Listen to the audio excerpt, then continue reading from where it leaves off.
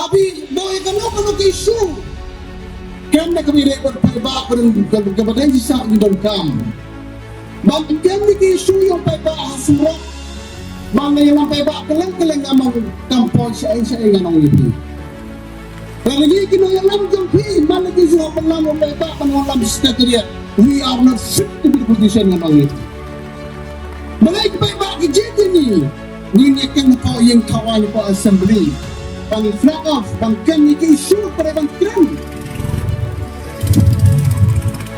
Hindi naman sa pag-aandi ko ito may buwara ang kailang tuduko ko sinday talang ganito. Kung magikan mantam kani kaway misong sarong ng yok na nagtuplit. Muslim suga po as katugan ng buong manong rin sa kaumsing jagino para tamaas pa sa pagprusa naman. Nilay ng baka preso. Nilay ng baka ginagkam dyan pa ibaw dyan. Nilay. Kano nagawaman ko batrang ng preso. They are not simple ang nagawaman ng authority. Hawag nga gani. Habang nilero kang pinag pa ng gijiniyaki. Napinlero kang kasorkar ka bamlong. Balay ko lang din ta.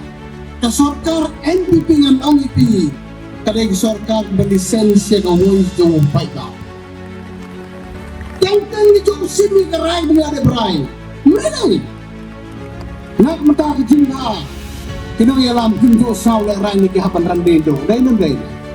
Balay hawan jakar ka budget nga dantang sida nga kurtam. Kaba mentapag la close life to jartam. Nagaay ka daw na dai biniginaw ni kok batiasi. Kata gamla ban kiyo. Habak kiyo ka budget mo kiyo kaya ko jong nang musong ijoki. Yo bisoko bakla. Doon ba di ba patay start yung kanig sa kakabradak isim ram suba. Nakataga ba ang hukuntit na nga ram ni kalun. Ang pagsik ng lang noni kuman. Kanong kalun pagsarkar kabasin. Doon nagpapaan the rules. Hapo ang santal mo ng palaligang para state mo.